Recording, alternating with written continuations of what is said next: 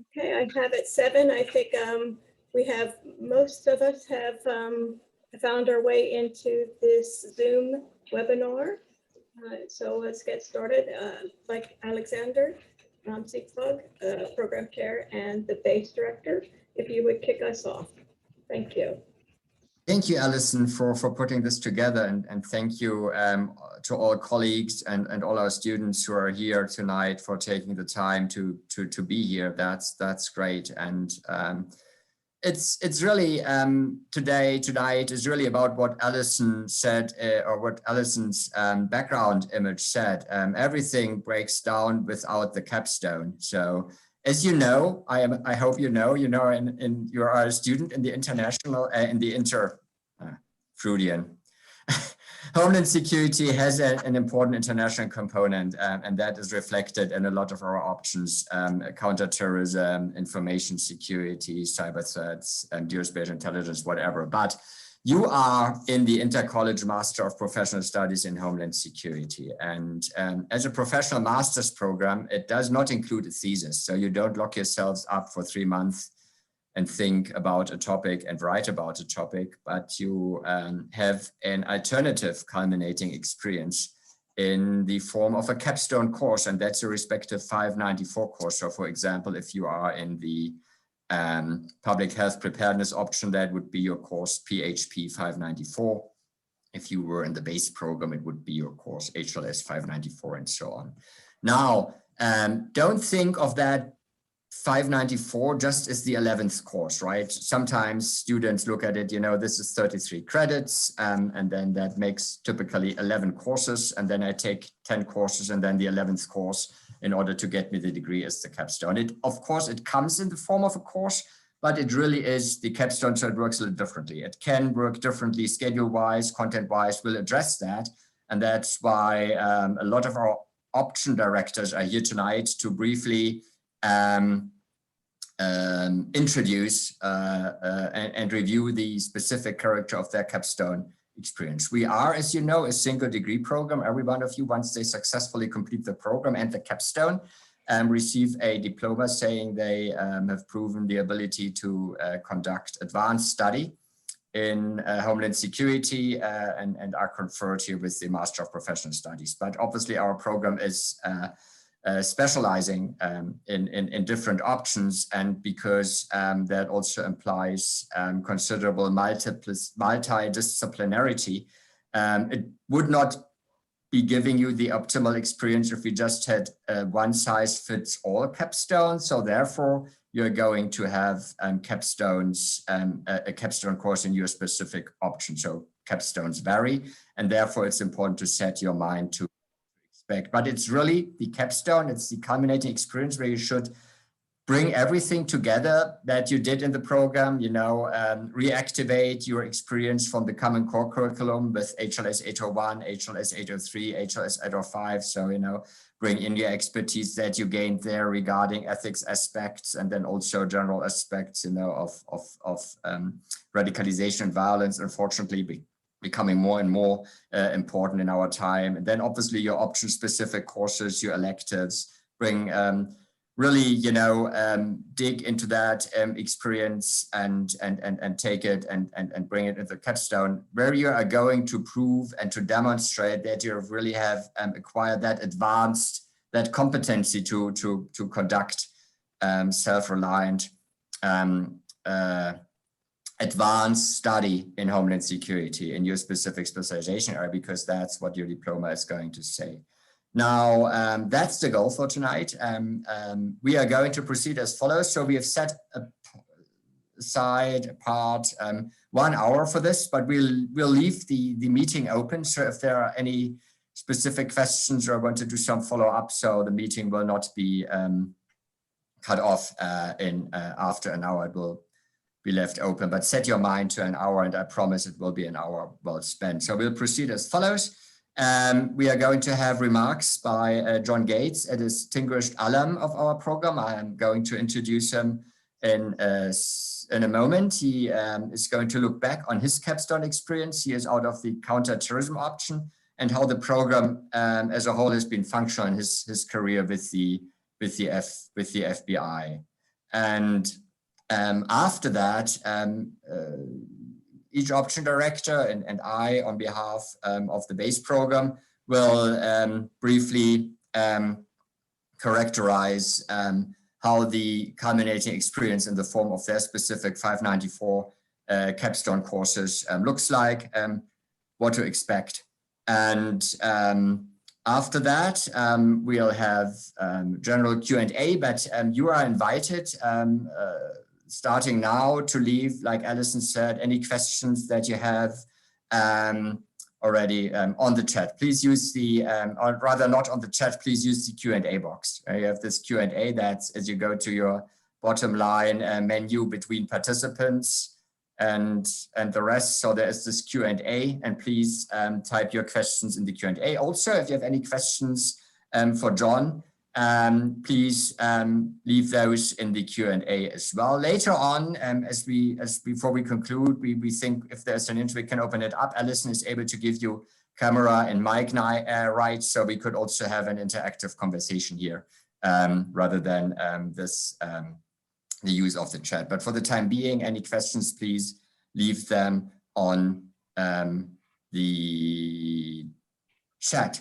And without further ado, I'd like to welcome back John Gates to his good old program. John, we're excited to have you once again. Thank you for your willingness to give back to your alma mater, to your good old program, and for being with us for this session. So John Gates apparently received his graduate degree from Penn State University in December 2020, is a relatively new graduate in Homeland Security, Master of Professional Studies in Homeland Security with an option in counterterrorism. He has been an intelligence analyst working counterterrorism matters in the FBI Detroit field office since 2005. His assignments have included 2 tours in Afghanistan, talking about the international aspect of this right before, where he was embedded on a Department of Defense task force in 2011 and also in 2013. In 2015, he was embedded with the British Security Service in London to collaborate on foreign fighter matters. In 2012, he received the Attorney General's Award for his role as part of the underwear bomber investigative team. You know all what the underwear bomber was from your HLS 801 and other introductory courses, I hope. Otherwise, John will remind you.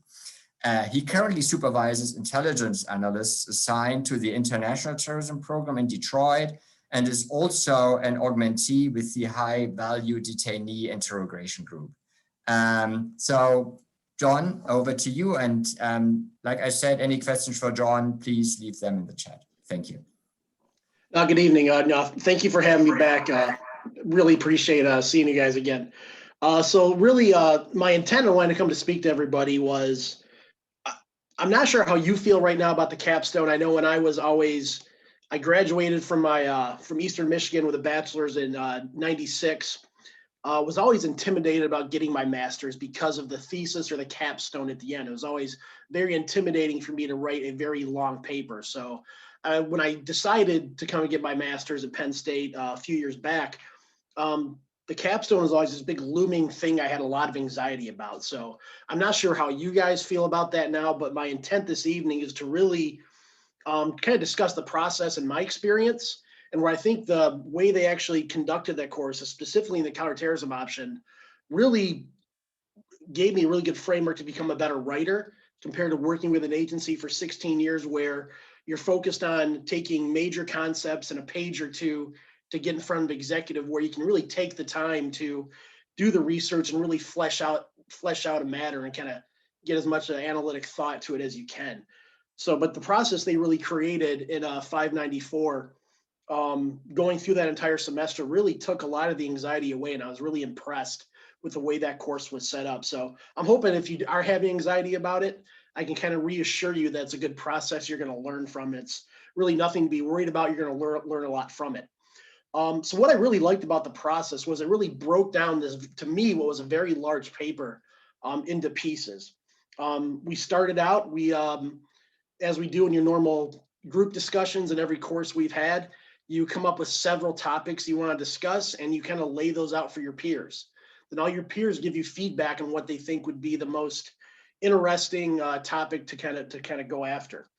So immediately throughout the entire process, you're getting really good feedback on what you should write. You're not alone in the process at all. Then you meet with the librarian, something I was very skeptical of. I had a history degree. I've done research for 16 years as an analyst. I'm like, I know how to do research. Why am I taking an hour out of my very busy day to meet with a librarian? That meeting I was blown away by the amount of resources and references the librarian was able to he sat down, spent a lot of time with me, and we went through. I came out of that process with probably 30 to 40 potential references to do research on towards my paper. A lot I never would have thought of going through. So it was very humbling right off the bat, which is somewhat ironic because as an analyst, I constantly teach the more brains you have attacking a problem set, the better off you're going to be. And I didn't really think of that going through this process. So if you're concerned about getting enough reference material, the librarian is there to help you. And I can't remember the gentleman's name, which I really wish I could help him out because he was phenomenal. But he really took a lot of time to sit down and give me a lot of good references for the paper that really started me on a really good foundation. And then as you go through the semester, you actually draft pieces of the paper. You're assigned a peer, and you review each other's papers through the process. So you're getting that peer feedback as you go through. Then really the most effective thing we had was the bi-weekly meetings with the professor, Dr. Vitek. I hope I pronounced your name right. It's been a little while. Good to see you again. So really throughout this entire process, you're getting constant feedback if you're going in the right direction. And you're really only going to fail in the capstone if you don't really take any advice, you don't listen to anybody, you don't build upon the conversations you have. It's just that constant feedback and peer review was extremely helpful to when in the end you have a really good fleshed out paper. So I was really impressed with the process. I got about 5 to 10 minutes here. I don't want to spend too much time on it, but I can reassure you the process they have set up, they're not just kind of throwing you in a desk saying write a paper. They are working with you through the process. And it's really a team effort and guidance that I've really never seen before in an academic setting. I was really impressed with. And I promise I'm doing this for free. I'm not getting a check or anything for advocating for this process. It was very effective for me. And I've actually taken a lot of those research steps and have kind of worked I supervise analysts now in Detroit. And I've kind of given a lot of those concepts to them on a lot of the products we're writing on. Lastly, I just want to discuss how helpful this program has been to me as a counterterrorism analyst. I've been working for 16 years. It's been said I'm an expert in my field, working certain terrorist groups. But I really wanted to get my master's so I could get more of an academic background when it comes to counterterrorism.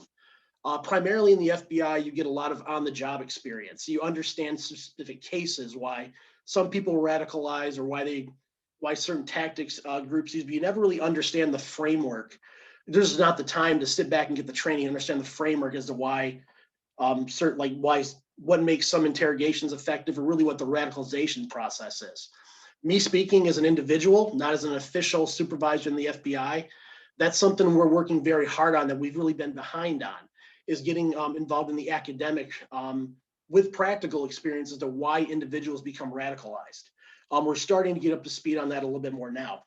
But the methodology I actually learned through the radicalization course and the general terrorism course, that the grievances, the social networks, and the ideology, that has been a huge concept that we've really integrated into a lot of the threat assessments we do.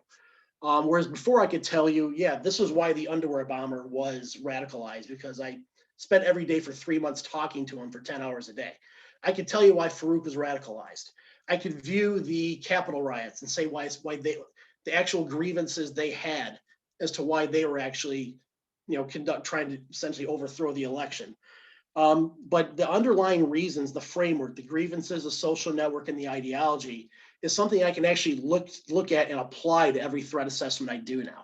So we've taken that with the assessments we do, and it's been very helpful in us getting ahead of threats. And actually with the interrogation work I do with the HIG, we're actually starting to incorporate that into our methodology and our planning before we do prep and planning to actually go interrogate individuals. We're starting to address more past things that have happened in their life that may have gotten them on the path to why they're now in front of us having to talk to us. So it's really increased my ability to understand why things happen as an analyst and be skeptical of other assessments I see out there. So it's doing this job for 16 years, what I feel has been somewhat effectively, this degree and the time to study this with the academic side has only made me better as an analyst.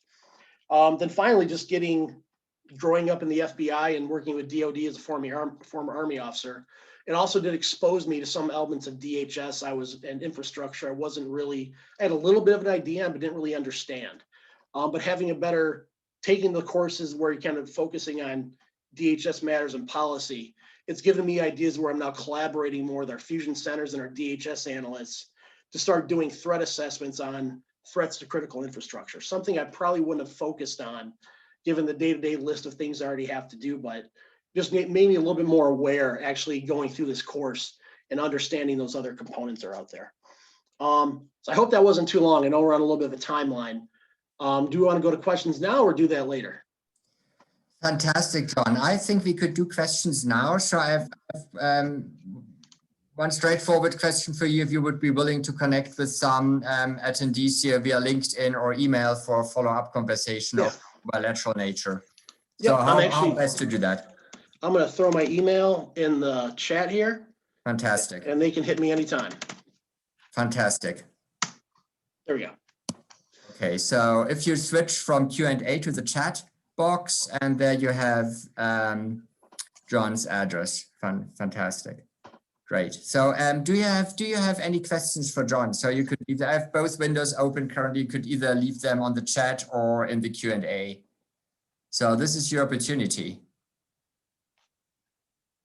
You can even trash the FBI if you want.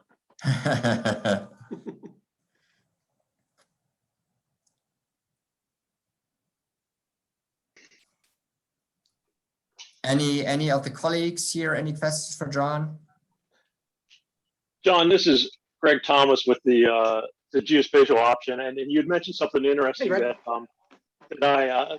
good to talk to you and meet you. You had mentioned about the writing, and did you notice a switch going from intelligence writing to academic writing and back to intelligence writing, or was the program pretty much in line with how you were writing with the FBI? Completely different, and I think that was Dr. Vitek worked with me on that a little bit during our. That's kind of what I expected, but yeah, because it's really with the intelligence writing, it's a very tightly scoped matter on a larger topic, and you're trying to get information. Generally, with those projects, you're trying to get some information in front of an executive or a decision maker that's very busy. So you're very tightly tailoring your product, bottom line up front, and you really don't get a lot of leeway to get into the nuances and research involved with these problem sets. So it was really nice I wrote my paper on what essentially like what would make effective state sponsorship of a terrorist organization. What elements would make it effective. So that's something you would write you wouldn't go into that much detail on what was good and bad in a product to an executive. So it was really nice to take the time, do all the research, have an entire semester to do it, then lay out that whole process. And actually it gave me a pretty good understanding now, because we're in Detroit, I work a lot of Iraq and Iranian matters. So it really gave me a good understanding of what's happening in the world now. And I'm actually going to Baghdad for a short TDY in a few months. So where I'll be working those matters a little bit more as far as state sponsorship goes. So it was very helpful to have the time and autonomy to do all that research rather than just getting a very small point across to an executive that may read the product or may not. Right. Thank you. Thank you. Hi, John. We had a question in the chat. It wanted to know any ideas when the analyst positions with the FBI will open. I think we have some openings now. We do it a little differently than I went through. We do them on a national basis, to where I believe you go to FBIjobs.com and apply. Then it's a very long process. I already had a secret clearance with the Army, and it still took about 10 months to process my clearance from my initial application until when I was hired. There should be an opening on there now, but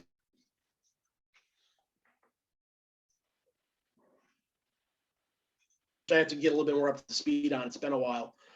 You apply. I think there's like a written test, then a phase 2 interview, panel interview. Then you go to Quantico. If you're hired, you go to Quantico. Then it's very similar to the agents. Then a few weeks into Quantico, you figure out what field office you're going to go to. We don't do unless you're an analyst, unless you're already a 132 series analyst within the federal government, then you can be direct hired into specific field offices. So if you have interest, definitely hit me up on that email and we can talk through your interest, where you are in the process, and kind of see where it goes.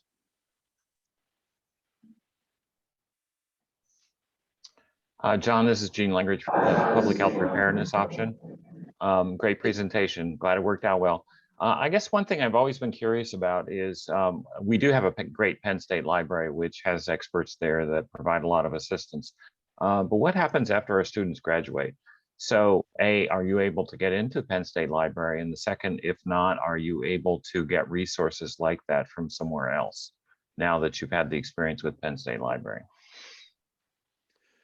I think I tried on one occasion to get in and couldn't. Was likely error on my behalf, because I was writing a paper. I wanted to do some open source stuff. I tried the one time and just never got back to trying to get in, but that would definitely be something as a alumni I would want to use on a daily basis doing the work I do. Just don't have the experience. If it was an error on my, it was kind of shut down because I already graduated. Maybe other directors know, but I expect that that's the policy for Penn State. And just wondering if there's what the alternatives are for our alumni, because I think that learning that skill and that resource is really important, and somehow that needs to be available, I think, to many of our graduates afterwards. Gene, this is Avis in liberal arts. I just wanted to follow up on Gene's question about the library, and also then ask another question. But I'm pretty sure members of the Alumni Association have access to the library. I'm an alum, and I've gone in through the alumni portal, but it's like, why bother? Because it's just easier for me to go through. But I could check that out and report back to Alexander, and he could send something out. So John, I wanted to ask you a question. You said your undergraduate degree was in history. Mm-hmm.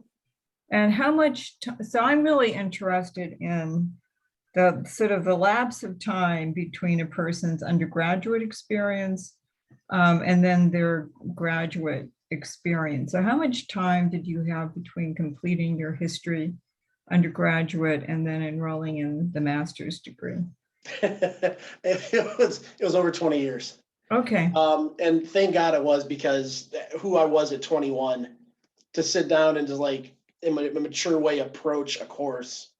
I don't think I'd be able to do it until probably the last 10 years. But it was, I think what really helped was it was a topic now I was very passionate about. And I'll be honest, when I was a stupid 21-year-old kid, I just wanted to get through ROTC and get my commission and try and get in the Army. So I really left a lot on the table with my bachelor's, but I really had a lot more maturity and I was able to approach this topic because I had so much passion for it in a much more effective way. And I think it was more my maturity than time, but the 20 years between degrees. Yeah, well, that's, yeah, I'm not surprised. And I think that's why a lot of faculty actually love teaching adults because you come to the class with more purpose. And someone just posted something. Yes, alums do have access to a library. Thank you. Now, I guess with Okay, that. great. Then that is definitely something I would use. Good. Thanks, John. Thanks again. I think with that, we have to move on. But feel free, you don't have to, but if you like to stick around and also remain available on the chat, feel free to. And thanks again. And for those who posted internship related questions on the chat, Alison, who is also our internship coordinator, will follow up with you and will give you some guidance, because we have placed students and we have had interns that were in a couple of FBI field offices. John, we won't let you go, though, or I won't let you go without digitally presenting you our little certificate of appreciation here. So thanks again. We are going to send that to you via email if you like to have a nice hard copy and then Penn State in an envelope, let us know. We can make that happen as well. So please accept this certificate as our token of appreciation. It has no monetary value, so I hope you will be able to accept it. And Thank you. you're a great alum. Thank you. Okay, with that, I'd like to move on to the actual presentation or briefings on the character of each program's components, Capstone. There has been the question on, to what extent, how Capstone in Capstones, how topics are selected, if there are, sometimes requests from agencies or potential employers to field certain topics. So if you could address that as well as you are going to talk about your capstone, and that would be appreciated. As a courtesy, I will go last with the base program. And I also want to give those who are joining us out of the AgBio option an apology, because your option director, Gretchen Kuldau, unfortunately is unavailable tonight, but she will be more than happy to answer your questions that you have on the AgBio 594 via email or in a separate conversation. If you have any specific questions about AgBio 594, please be so kind as to leave them now in the chat, so Alison can take note and forward them to Gretchen along with your name, and then she can follow up. But I would encourage you and invite you to stay around as well if you're in the AgBio option, because couple of aspects that we are going to review right now regarding the capstone experience in the program will be very helpful for you and also applicable to you. Then I would like to proceed in alphabetical order, putting myself last, and then first would be CT, the counter-terrorism option, and NDV. Sure. Thanks, Alexander. Hi, everyone. Hi, John. It's actually great to hear from you. I didn't even know you were going to be here tonight. What a pleasant surprise that was. We may not be paying John, but after that really glowing endorsement he gave us, maybe we should start.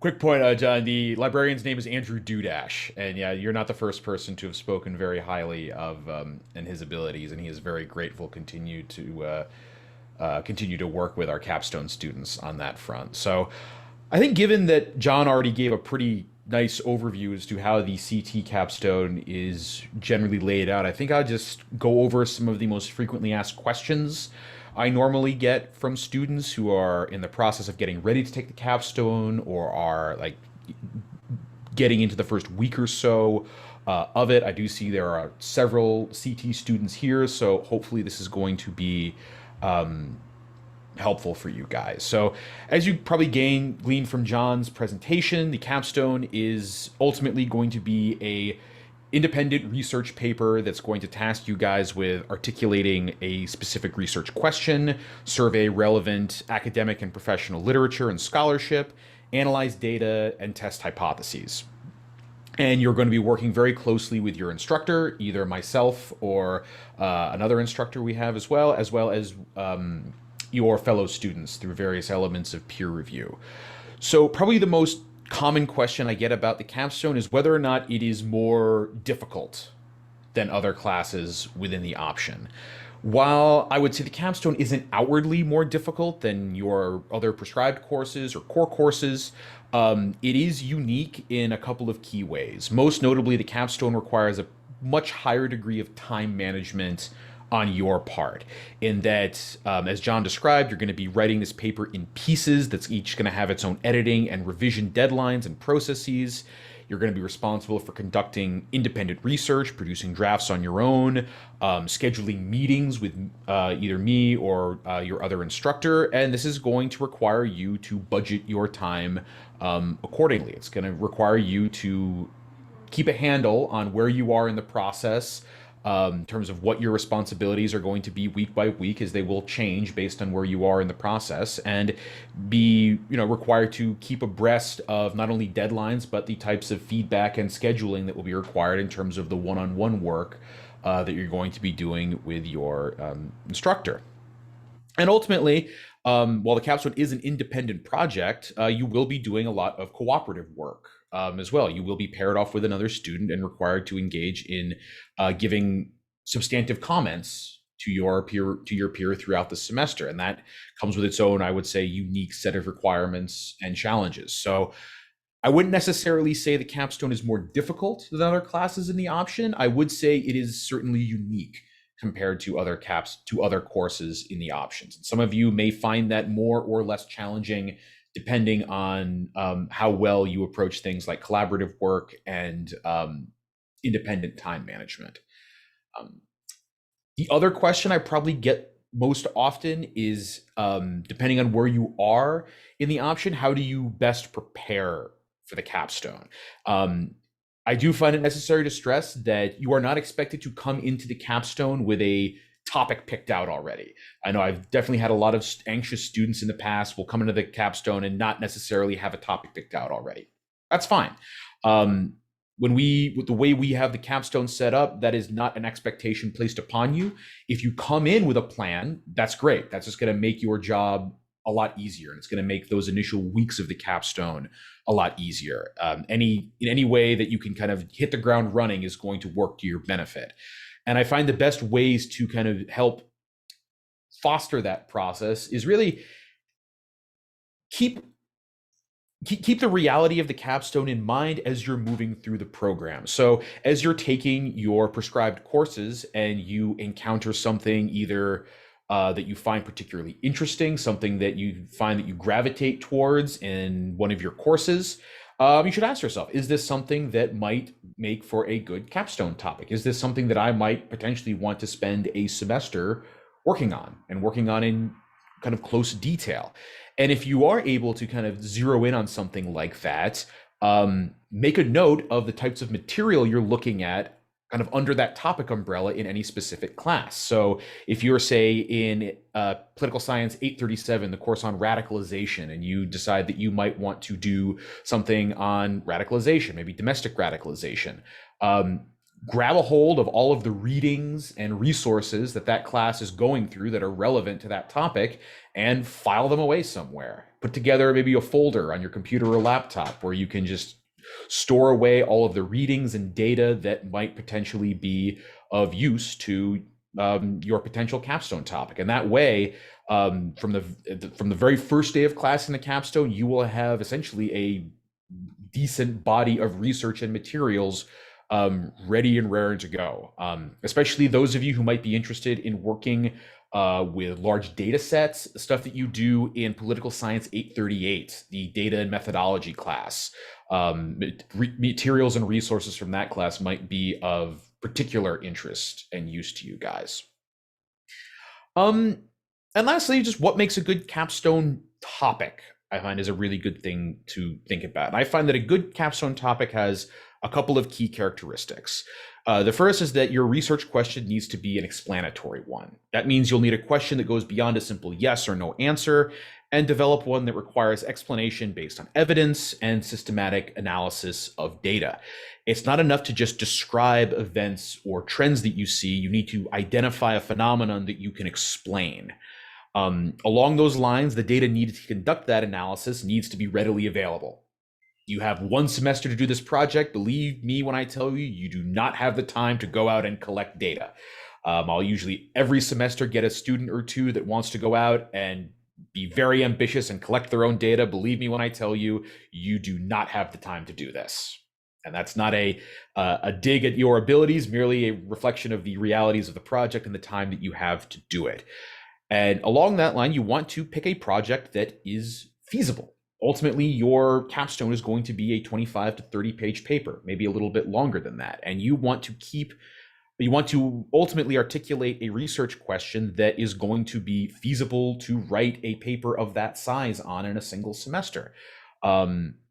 And in many cases, that's going to be taking research questions and making them smaller in scope, not larger. As I'm sure a lot of you guys have discovered in your coursework, a lot of elements of terrorism scholarship suffer from, in many cases, too much information, too much research, and a number of potential topics that people have brought into the capstone in the past, you could write books on, let alone a single 25 to 30 page paper. So when you're thinking about a capstone topic, again, something that is going to be analytical, not just descriptive, something that is going to be feasible to complete in terms of the availability of data, research, and you're not necessarily signing yourself up for too much. And most importantly, something that you're interested in. You want to pick something that you are going to reasonably want to spend an entire semester working on, because believe me when I tell you, there are a few things more miserable than slogging through a giant research project on a topic that bores you to tears. And honestly, that's really all there is to it. I mean, I think John was very correct in saying that the capstone isn't nearly as daunting as I think a lot of people make it out to be. And at least speaking in terms of the CT capstone, we do our best to make it as digestible as possible for you guys, and make it as difficult as possible for you to crash and burn. Not saying you can't do it if you try, but we make it hard. And I think that's probably all there is from me on that front. Thanks, Andy. And we have a question that I think also, I mean, it refers to all of us, but if everybody could address that as well, please. Sure. And Andy, if you absolutely. From Baxter McPaul, what's the evaluation criteria for the capstone? It is like the standard ABCDF or something past different. Yes. And and how do you differentiate between the different grade levels? Yeah. Yes. So at least just speaking for the counterterrorism capstone, it is graded on the same criteria of every other Penn State grading scale, A through F. And I hesitate to give an exact grading criteria just because you get a huge variability in types of projects. And ultimately, like my approach to evaluating a specific capstone, at least in CT, is going to be like, is this a fulsome and detailed product that displays the range of skills that we have attempted to impart throughout the range of coursework? Does it show a strong grasp of the types of background scholarship and information that you've learned in your core courses? Does it display a knack for use and analysis of data that we've also tried to impart? Is it clearly laid out and described in a fulsome manner? Does it articulate a topic that is relevant to the types of scholarship? Really, I evaluate capstones on the degree to which they are illustrating the skill sets that we are trying to impart in the program. Great, thanks again, Andy. And I can also answer the question for everybody. So I told you in the beginning, the capstone is not just your 11th course. That is correct. And please keep that in mind. It is different, as Andy and John have exemplified so far. But technically, it is a course. It is a 594 course, 3 credits in total. Some options use, split it up in 1 and 2, but three credits overall. And it follows the Penn State grading system. So it's not just pass fail. It is ABCDF. From your courses. So in that character, it is like every other course that you have seen here and taken at Penn State, but in other important aspects, it differs. And there is also often not a clear-cut rubric for the capstone, as Andy explained. Also because different topics sometimes require a certain agility in grading. You can't, just force one standard criterion across all the topics, and in particular across the counterterrorism continuum. That wouldn't make any sense, as Andy has pointed out as well. Okay, good. We had a chance to clarify that. And I am afraid CTAP, the Cyber Threat Analytics and Prevention option, is not represented tonight, but Alison will post the respective contact information on the chat. So you can field your specific questions about that CTAP capstone that way. So then next is geospatial intelligence, and Greg, please. Okay, thank you, Alexander. I'm going to share something real quick here. Hopefully you can see my screen, intelligence and geospatial analysis. Okay, good. My name is Greg Thomas. I'm the coordinator for the intelligence geospatial analysis option in the Master's Professional Studies in Homeland Security. And I'm going to talk briefly about how geospatial intelligence and geographic analysis are techniques that have application across the Homeland Security discipline. It can be thought of as a technique that can be used in, for example, in the different fields of counterterrorism, in public health, in cybersecurity. So it's not a field so much as a tool or a technique. And while it's traditionally thought of as a military or intelligence community tool, geospatial intelligence actually can be used in a variety of fields, from law enforcement, even to the business sector in Homeland Security and in emergency management. And because of the geographic nature of geospatial intelligence, it has characteristics that include aspects of geographic information science and technology. And some of these include techniques and technical aspects such as geographic information systems, or GIS, or cartography, or global positioning systems, or remote sensing using satellites, aircraft, and unmanned aerial systems. And it also incorporates models and concepts from the disciplines of physical and human geography.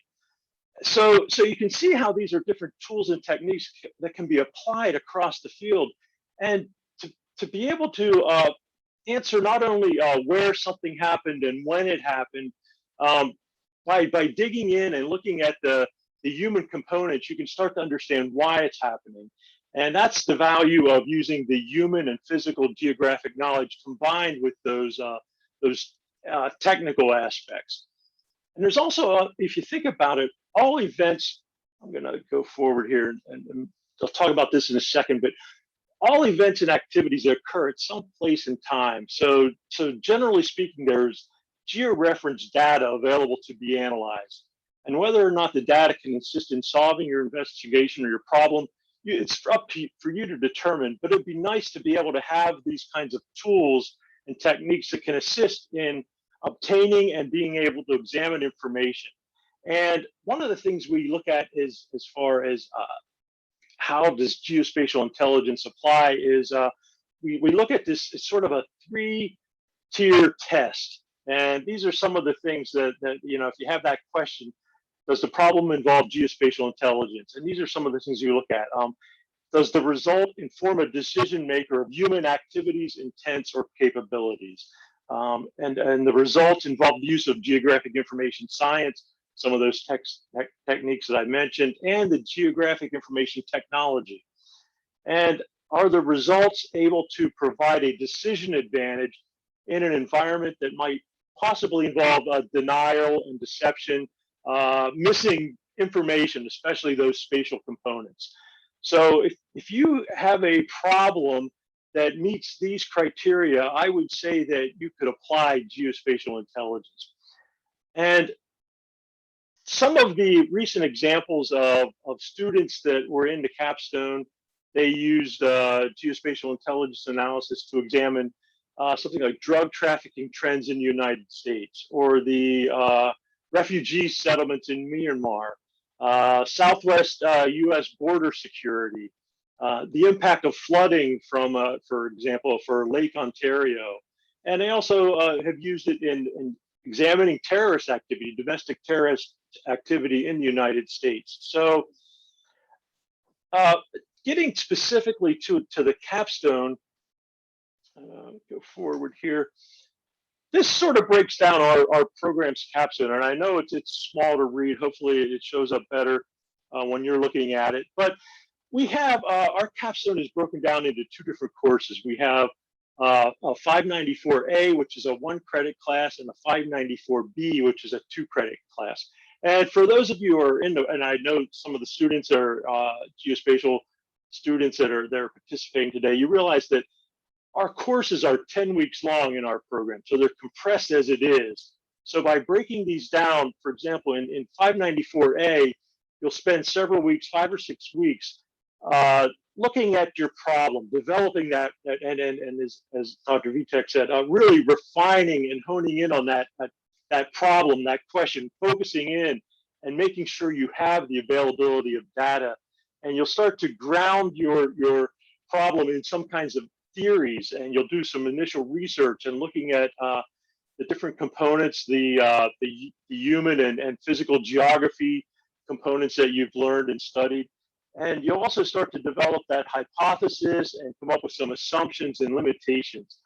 And you can see the goals are to define the question, understand the problem, and identify possible answers. And there are deliverables along the way. So this is not just a research paper. You're really conducting research and using the tools, the technical tools, and the theory and concepts that you've developed throughout the whole course, throughout the whole program, I'm sorry. And the deliverables along the way are graded. So you're not just given one grade at the very end. You're building up different products that will help you to that final deliverable at the end, which gets into 594B, which is a 2-credit class, and it would cover the second half of the course. For example, you might take Geography 594A during the fall 1 term that we have, and then 594B during that second 10-week fall 2 term. And that's where you're acquiring or developing your relevant information, and you're determining if patterns exist using the different geospatial tools that you've worked on. And then you're presenting the findings and stating the conclusions. And this is where we actually have you're doing an oral, a verbal presentation in front of your class, in front of your sometimes people involved include coworkers or other individuals that might be interested. But then you're also giving, in addition to the oral presentation, you are preparing and writing a written report as the final deliverable. So some of the topics that students have picked, I mentioned a few. We do allow students, and we encourage students to pick topics that are of a personal or professional interest that they might have. It tends to encourage students to continue and have that vested interest in it. We also do work with other agencies. For example, right now we have a cooperative research and development agreement with the National Geospatial Intelligence Agency, and they have presented us with some problem sets that they are looking at. General questions, obviously they're unclassified, but they're interested in how we are looking at these from an academic perspective, and also from an open source perspective, what our students are developing, what they're finding on their topics of interest. And then we're going to be reporting back to them, to NGA, with some kind of written report, and maybe even briefings. In some cases, we've done briefings to NGA on how we've worked through their problem sets. So this is an ongoing relationship we have with this agency. We expect to get more topics and more areas of interest. And they also have an opportunity. I saw in the chat or in the Q&A, there was a question about the opportunity for publications. And NGA also does have a peer-reviewed public site that does publish information that's been prepared and vetted and presented. So there's that option through there. Another question I get sometimes is, do you have to do individual projects or can you do group projects? And a lot of students do individual projects, but we also are working, some students have worked group projects. In fact, the course that's going through the summer right now, they're just finishing up sort of an individual component, and it will be switching over to more of a group type of project. And I know at least a couple of the students that are here tonight are in that stage right now. So hopefully I'm not steering them wrong or revealing anything that they're going to be expected to do. But that's sort of our program in a nutshell. I know it was a quick overview, but we do have a lot of information available. You can go in and look at a lot of our material. Our syllabi are posted, so you can see what you're getting into beforehand. And I do work through a lot of the capstones, so I'm always available. It's myself and several other professors that we switch around, but I'm typically always at least involved in some aspect of the capstone. So I have a pretty good handle if you have any questions specifically about the geospatial options capstones. So I will stop sharing and turn it back over at this point. Greg, and as we need to move on, there is a question for you from Lee Martinez on the Q&A. Maybe you can take care of that in writing. So sure. Thanks again. Yep. So next is Jeff Bartell, the director of the Information Security and Forensics option. Hi, everyone. Yeah, my name is Jeff. I'm a Associate Dean of Graduate and Undergraduate Education in the College of IST. And actually, information security and forensics is not my area. And so I don't actually have expertise in this space, and it may be hard for me to answer very specific questions. And I just would redirect you to my colleagues who are actually teaching the capstone courses. But I have taught master's capstones for many years, and I did have some general advice that I would like to share. And I think it actually also addresses some of the questions that were asked earlier. So I just thought I would share a couple thoughts on that. One of them is that this is a rare opportunity to set your own educational agenda. Oftentimes in traditional classroom settings or in the workplace, our agendas are set for us by our employer or by the instructor or something like that. This is a chance for you to set your own agenda, and I really encourage you to make use of that freedom and really do something that is going to serve you well. And in particular, I've noticed students over the years who've done great capstones have often followed one of the two following strategies.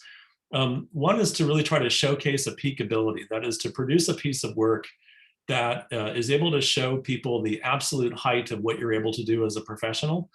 And so here you're really playing to your strengths and you're really trying to show what you can do with those strengths.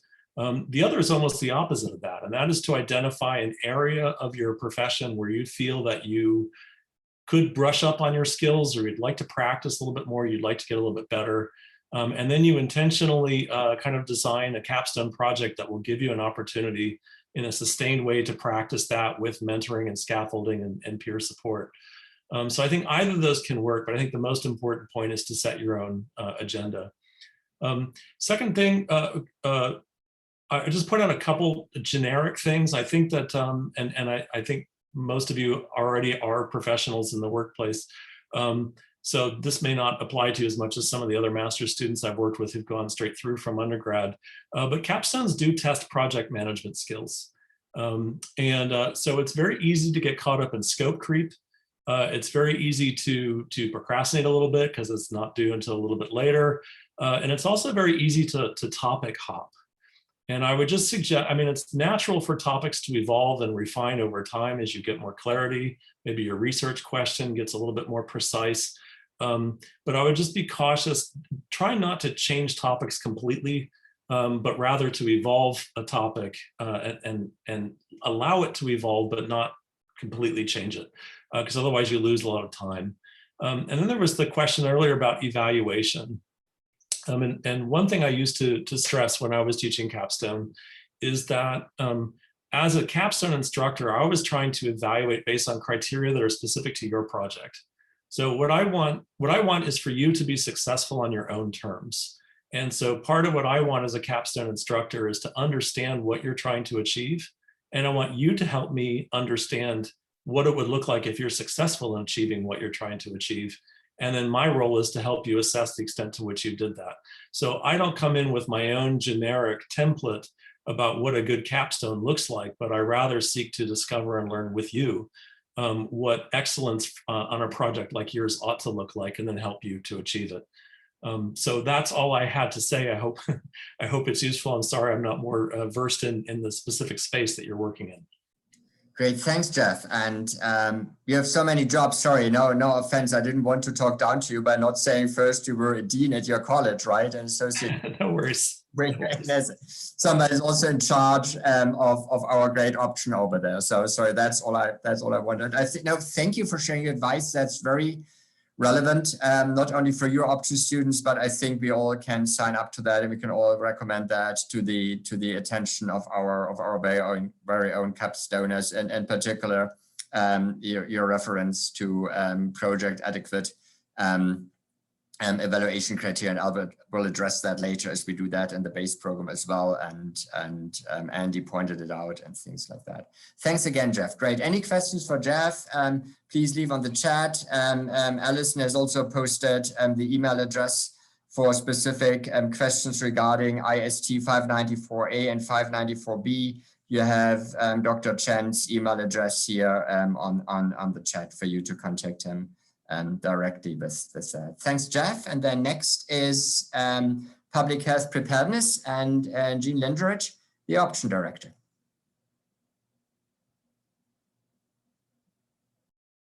You're still on mute, Jean. Yeah, okay, good.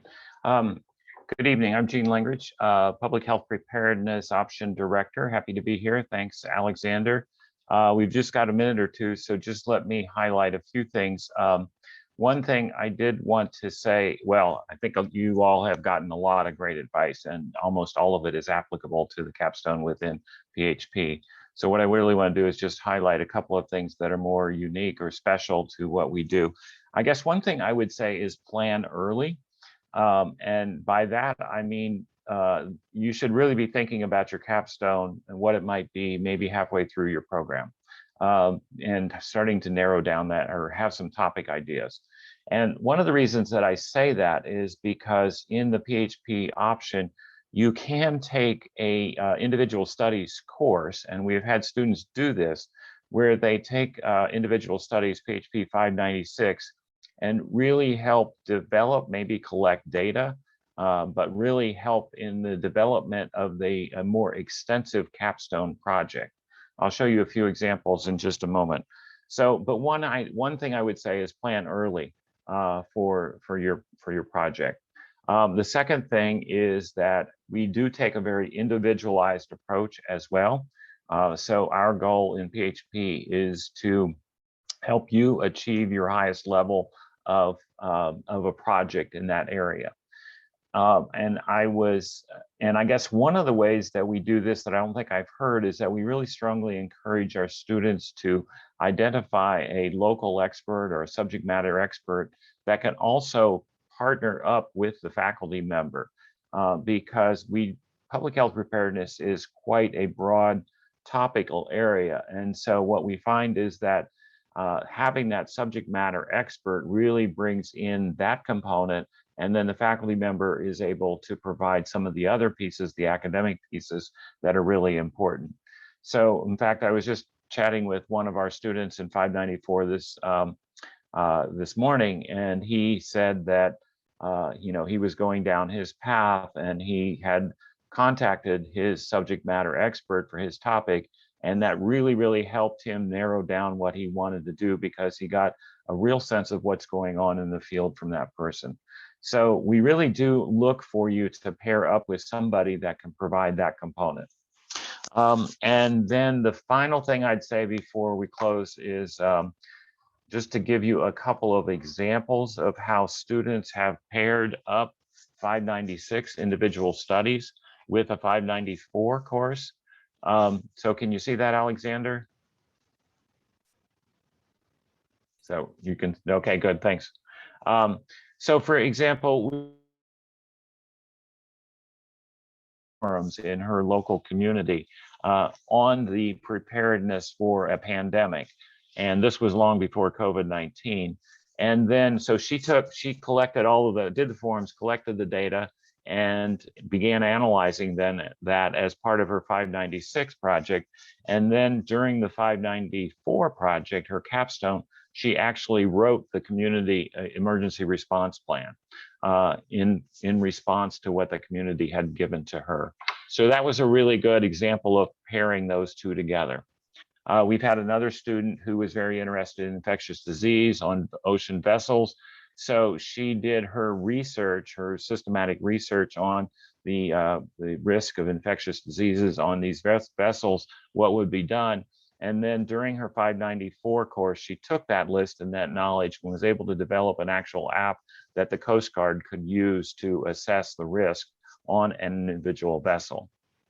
Another student took epidemiologic data on the health of unaccompanied minors at the border, an important topic today. This was long before that, actually, the issue, the crisis today.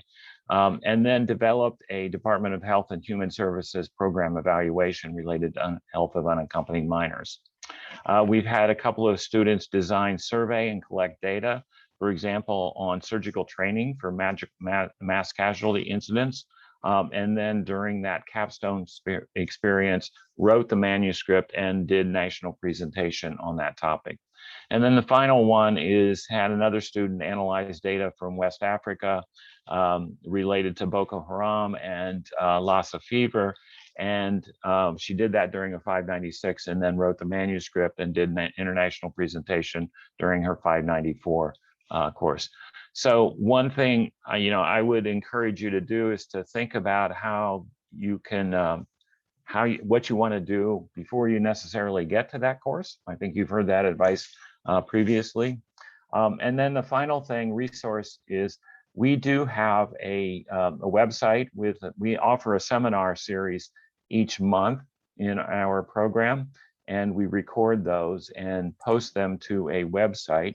And in the past, we have had seminars specifically on preparing for the capstone in PHP, as well as for the working with the Penn State Library, particularly with Andrew Dudash. So we have some resources that are posted on our seminar series website that you can access at any time. They're open to the public.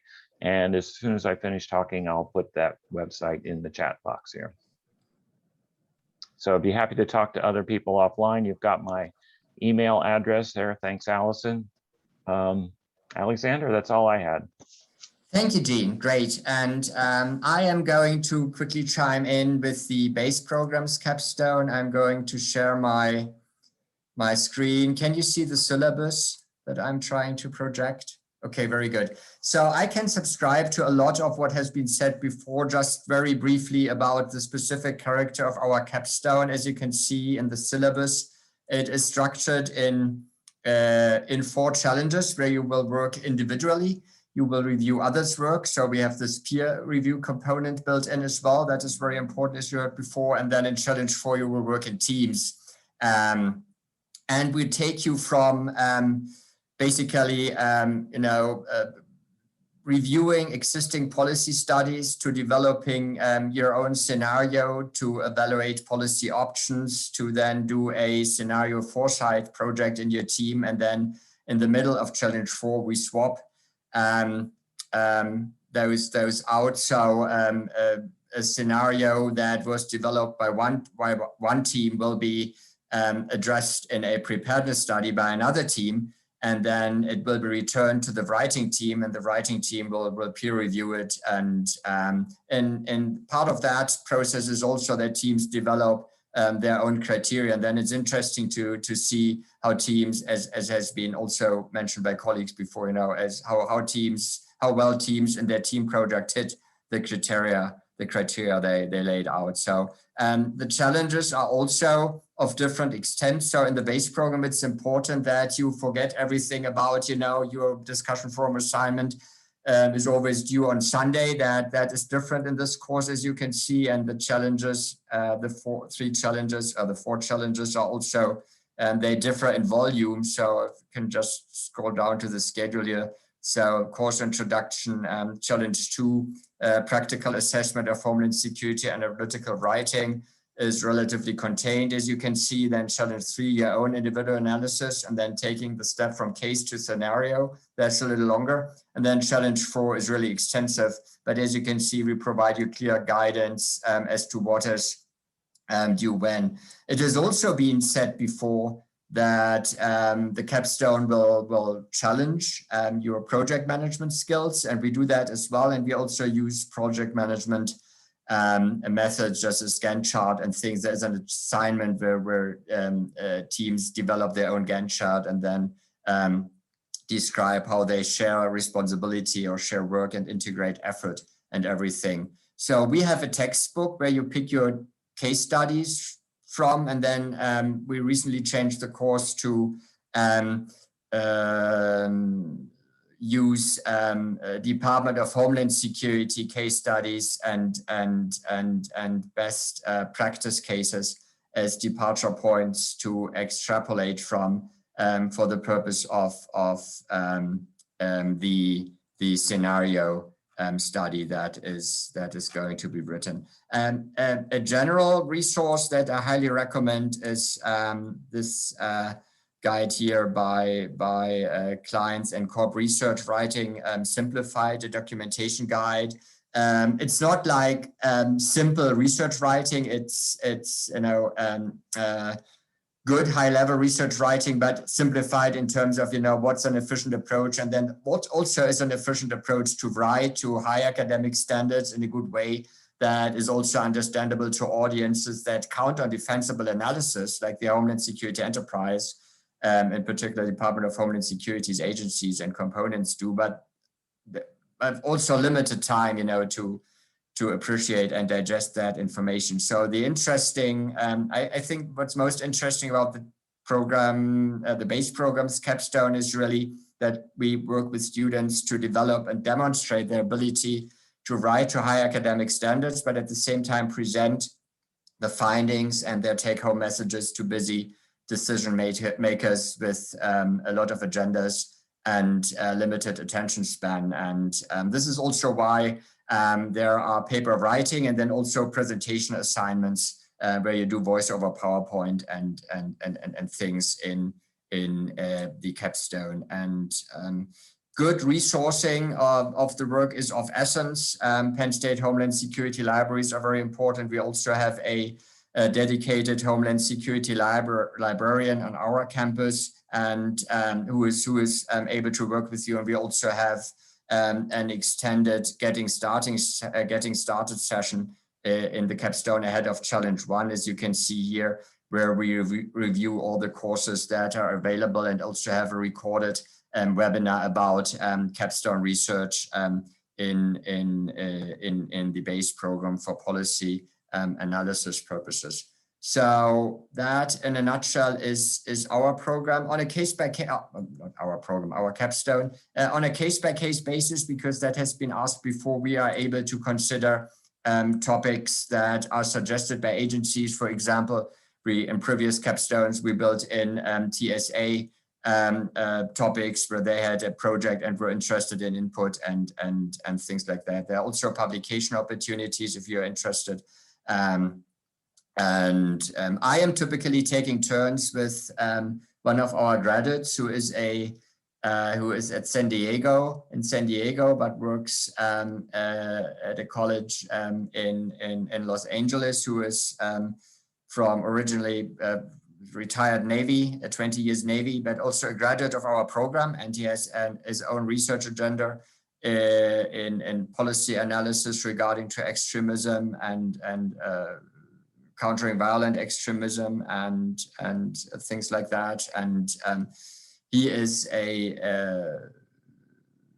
leader in California in developing, based on the Penn State model, the Homeland Security programming there for the state colleges is for the system there at the undergraduate level. But then also takes that experience to teach the Capstone in a way that, again, meets high academic standards, but also the expectations and the needs from the workforce, forces, employers point of view. And he and I typically, so Nash Flores and I, we take turns in teaching the Capstone. So you can also plan ahead, and then based on whom you would prefer to deal with, Nash or I, you can then schedule your Capstone accordingly. What we really ask students across the program is to, unless there are strong reasons speaking against it or making it impossible, really take your Capstone as either as the final course or at least in the final semester, along with your remaining common courses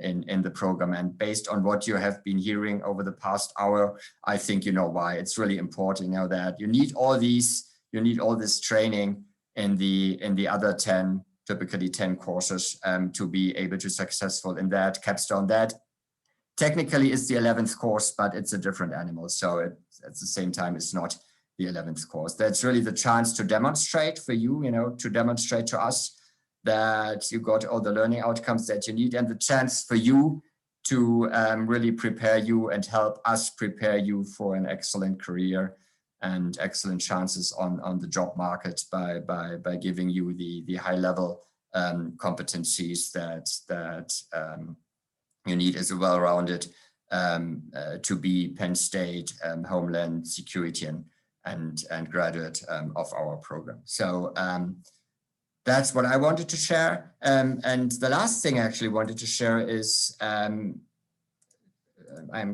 posting a link on the chat. That's our new program advising website launched in January, developed by Alison with input from all of us. And among other things, it has links to recordings. So the webinar series that Jean, you mentioned out of the public health preparedness option, we also have an advisory council sponsored webinar series and other recordings that are available there, but also syllabi are available there.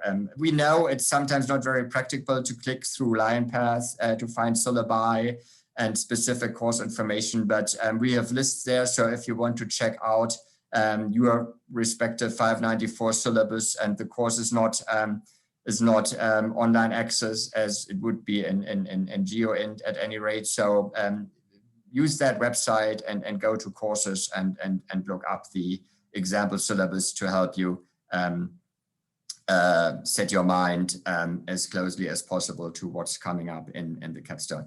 It is a challenge. It's meant to be a challenge, but it's I would encourage you to look at it as an opportunity to demonstrate what you have learned across the program and bring it to the table, working alone and with peers and with your instructor to really put that cap on the great construction of your on the great building of your Homeland Security expertise that this program has been provided to you. So with that, officially, I think I would like to close it out. Thanks everybody for taking the time to attend. Good to see everybody. Alexander, like I said before, yeah, I just wanted to say, if you want to stay around, if you have questions, if you want to follow up right now, please do so. And Alison, we messed something up or forgot something. Yes, before we go, we were going to let Lisa from our program office. Oh my God, yeah, that's what I wanted. Lisa wanted to talk about. Lisa is from our program office, and you learned a lot about now what the program is and what the capstone is and how the capstone looks like and the important role that the capstone plays in our program. And like I said, it is technically a course, but it also is not a course. It's not just the 11th course. And also, therefore, registering for your 594 works a little differently. And it doesn't make sense if you know what your capstone looks like and if you set your expectations right, if you don't know, get into it. And now Lisa will help us with that. Hello, everyone. Thank you, Alexander. I just wanted to take a minute and let you know that LionPath will not allow you to register for the capstone course. So don't be discouraged when you're trying to register. Just contact myself or your option staff person. And if you don't know who that is, contact your advisor. They'll be able to help you out and request permission. Then you'll receive an email from them that is copying registration so that they know you're approved. And then you contact registration via phone or email and request to be registered for the course. I know it's an extra few steps, but it's to ensure that your capstone is taken in the correct sequence. Because like Alexander said, it's kind of important to not take that as one of your first few classes. So that's why we're here to help you with that. But if you have any questions or don't know who to contact, feel free to contact me. Thanks, Lisa. I knew I would screw this up, but this is very important. And this is also to make sure that, we can, the option can review you and make sure really ready for the capstone, because we all want to set all of you up for success. So that's why technically it's called a course control. So you can't enroll yourself. You need to send an email to registrations based on written permission to register that your option or Lisa will be sending you. So Alison, does that take care of everything? That's everything. So thank you. I'm going to shut off recording, but again, we'll be around to answer questions.